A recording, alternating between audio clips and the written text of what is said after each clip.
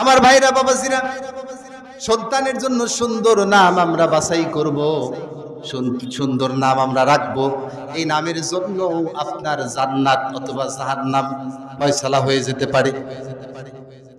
একটা কথা শুনুন, কিয়ামতের দিন আল্লাহ রাব্বুল আলামিন যখন বিচারের জন্য সব হাসর করবেন, জমায়েত করবেন। আমার কথা কি বিরক্ত হচ্ছে নাকি আপনারা? হাসরের দিনে যখন আল্লাহ পাক জমায়েত করবেন, হিসাব নেবেন, বিচার করবেন, ভালো মন্দ কাজের বদলা দেবেন, সেই হাসরের ময়দানে আল্লাহ রাব্বুল আলামিন তিনি মহব্বত করে ডাকবেন, ও ঈসা, ও মুসা, ও আইয়ুব, ও ইব্রাহিম, ও ইসমাইল। আল্লাহ পাক যখন মহব্বত করে এক একজন নবীর নাম ধরে ধরে ডাকবেন, ডাকার সঙ্গে সঙ্গে ধরুন যখন ঈসা বলে ডাকবে বা মুসা বলে ডাকবে, হাজার হাজার লাখ লাখ কোটি কোটি মুসা, ঈসা, আইয়ুব, ইব্রাহিম, ইসমাইল এরকম যারা নবীর নামে নাম মিলিয়ে রাখছে, তারা হাজার হাজার এরকম হাত তুলবে, আল্লাহ এই যে আমি, এই যে আমি। যখন এই কথা বলবেন, নাম ধরে ডাকবেন, কোটি কোটি এরকম হাত তুলবে। আল্লাহ পাক বলবেন যে আমি ডাকছি আমার মহাব্বতের ইব্রাহিমকে, ইসমাইলকে, মুসাকে, ঈসাকে, তোরাও বুঝি তাই, তোদের নামও বুঝি তাই। ওরা বলবে জি আল্লাহ, আমাদের নামও তাই। আল্লাহ বলবেন যেহেতু আমার মহাব্বতের নবীদেরকে ডাকছিলাম, তোরাও তোদের নাম ওদের নামের সাথে মিলায় রাখছে। তোদের নাম ঈসা, মুসা, আইয়ুব, ইসমাইল, ইব্রাহিম হওয়ার কারণে আমি আল্লাহ পাক আজকে হাসরের ময়দানে খুশি হলাম। তোদেরকে আজকের এই হাসরের ময়দানে তোদেরকে এই নামের জন্য মাফ করে দিয়ে জান্নাত দিয়ে দিলাম। সুবহানাল্লাহ। শুধু এখানেই শেষ নয়, যারা এই মহব্বত করে এই নামগুলো তোদের রেখেছে তারা আজকে কোথায়, ওরাও এরকম হাত তুলে অবগত করবে। আল্লাহ পাক এই নামগুলি রাখার জন্য তাদেরকে, আল্লাহ পাক এই আমল করার জন্য তাদেরকে আল্লাহ রাব্বুল আলামিন জান্নাত দিয়ে দিবেন। সুবহানাল্লাহ। আমার ভাইরা বাবাজিরা, আপনি যদি সন্তানকে ভালো নাম রাখেন, এই ভালো নামের তাসির অবশ্যই আছে না নাই? অবশ্যই আছে। ভালো নাম রাখতে হবে।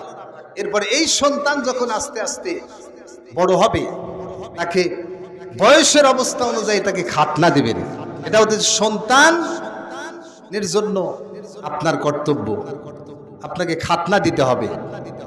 এই খাতনা ইব্রাহিম আলাইহিস সালামের সুন্নাত। কার সুন্নাত বলেন? কার সুন্নাত?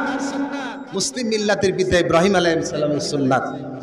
অবশ্যই এই খাতনা আপনাকে দিতে হবে যদি মুসলমান দাবি করেন।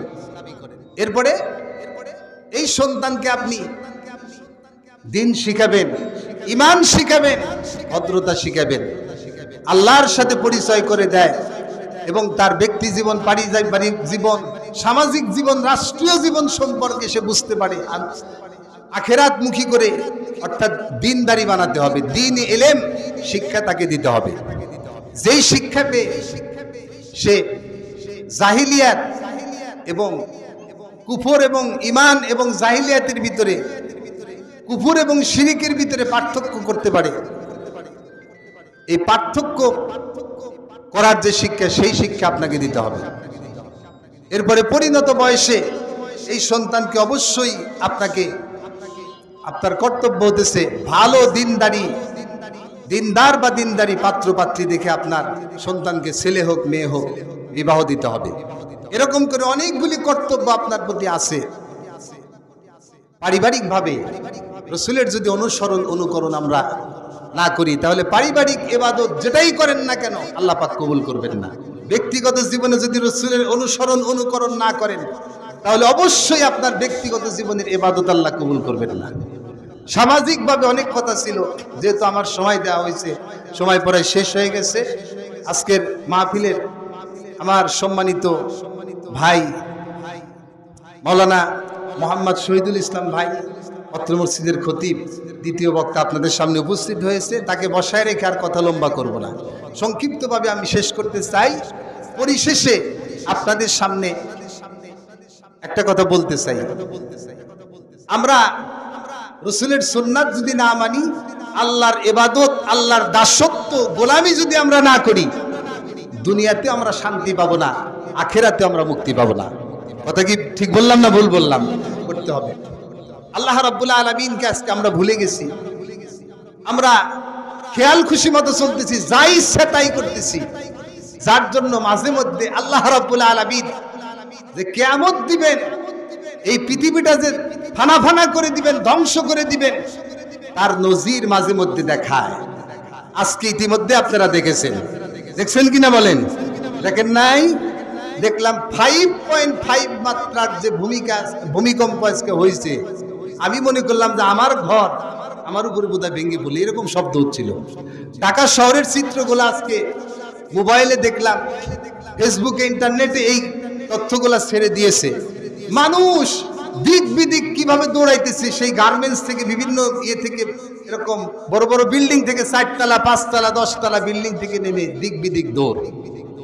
আল্লাহ রাব্বুল আলামিন এই ভূমিকম্পন করে ঢাকার শহরে দেখলাম কিছু কিছু বিল্ডিং একেবারে হেলে পড়েছে, এখনো পড়ে নাই। আল্লাহ রাব্বুল আলামিন এই ভূমিকম্পন দিয়ে আমাদেরকে সেই কিয়ামতের কথা স্মরণ করে দিতেছে যে এখনো সোজা হও, এখনো আল্লাহর ইবাদত বন্দেগী করে নিজের জীবনটাকে গঠন করো, নিজের জীবনটাকে সুন্দর করো, নইলে এই যে কিয়ামত আসতেছে, এই কিয়ামতের বিভীষিকাময় দৃশ্যের সময় যারা বেঈমান, তাদের অবস্থা খুব খারাপ হয়ে যাবে। ঠিক না বেঠিক বলেন? কিন্তু যারা ঈমানদার, যারা রসুলের প্রকৃত সৈনিক, রসুলের উম্মত, তারা কিয়ামত হবে, কবরে আযাব হবে, হাসরে বিচার হবে, এ পর্যন্ত তাদের কোনো টেনশন নাই।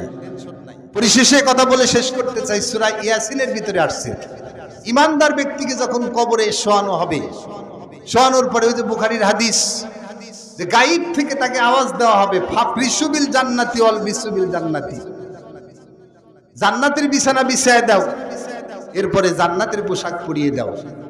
এরপরে বলা হবে নাম কানাও মিল উরুস, ঘুমিয়ে যাও। দুলামিয়া যেমন নতুন বউ নিয়ে বাসর ঘরে আরামে ঘুমায়, সেভাবে তোমরা ঘুম পারো।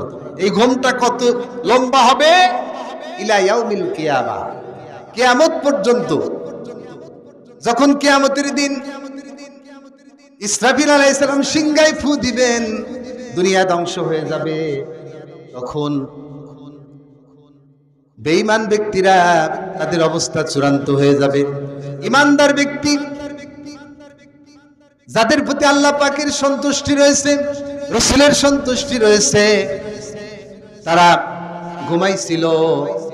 মায়ের কোলে যেমন সন্তান মায়ের স্তন পান করে দুধ খেতে খেতে যেমন ঘুমায় যায়, এরকম আরামের ঘুম ঘুমাইছিল।